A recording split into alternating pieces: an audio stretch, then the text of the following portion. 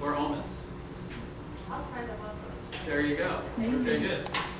Okay, let's open up to the next page. That was incidentally under, okay, how about this?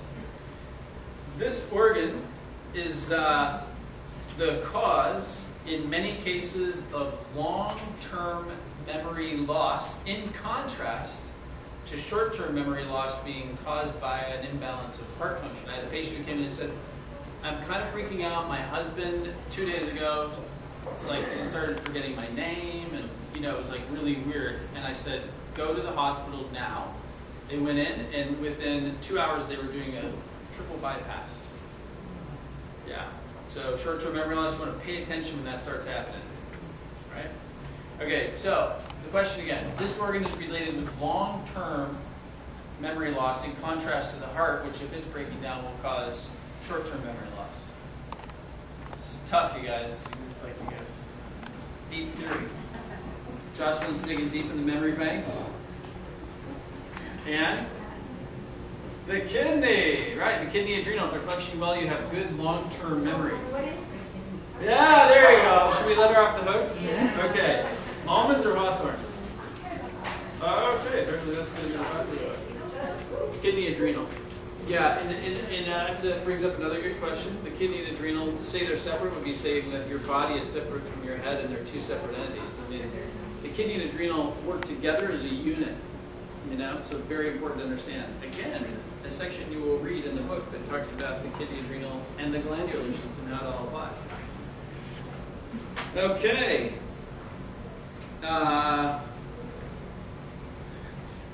This organ governs the function of the connective tissue, namely the tendons and ligaments, among others. If this organ is working well, your tendons and ligaments will be elastic and they will not break easily. For instance, the Achilles tendon would never rupture as long as it had enough nourishment so that it could be like a rubber band rather than a stiff board. Yes, Angel? What is muscles? The muscles are very important and attached, but there's an organ that's actually in charge. What is tendons? Yeah, and the tendons and ligaments are governed by... That's it. Any other guesses? Muscle, tendons, ligaments. What is Okay, ligament? another related system.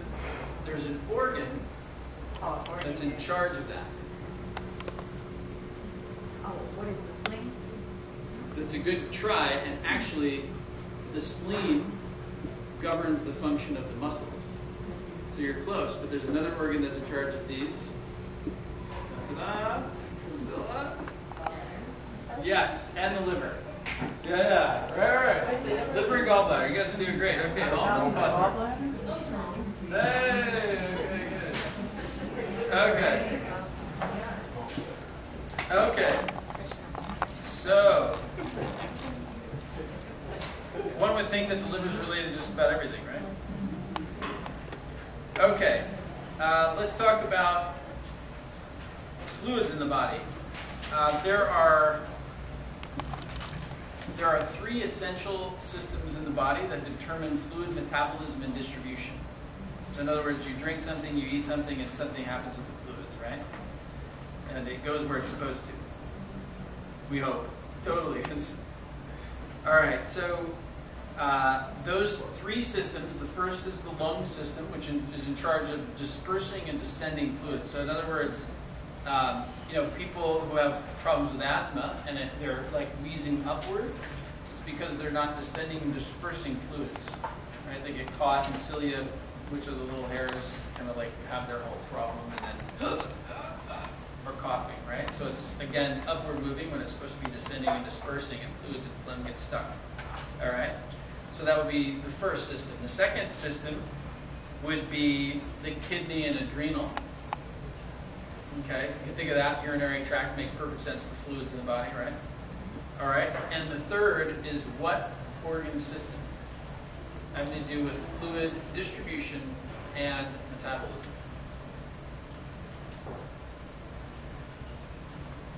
You'll make me proud if you pull this one out. Come on, Rose.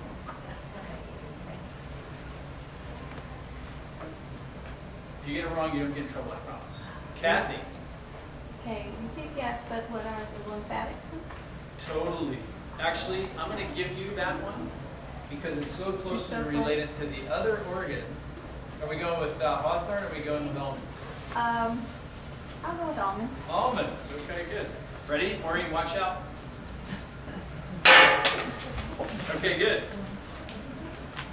So, the lymphatic is governed by what system? Anybody?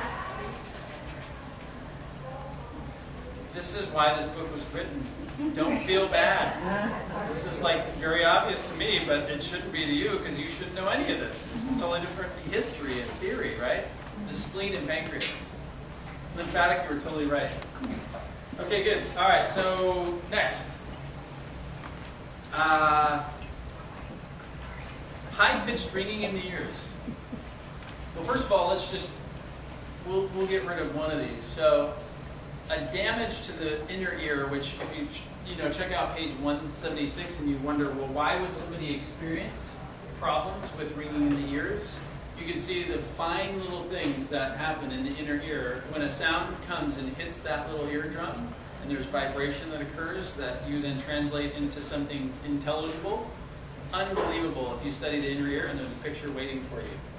All right, so other than internal ear damage, like we had a guy who was in the Hungarian military back in World War II and they didn't give out earplugs, right?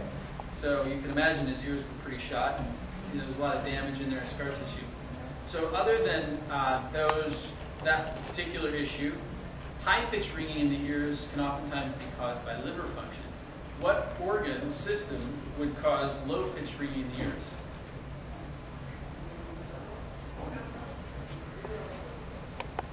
I'll give you a hint. It was one of the systems that was involved with fluid distribution and metabolism.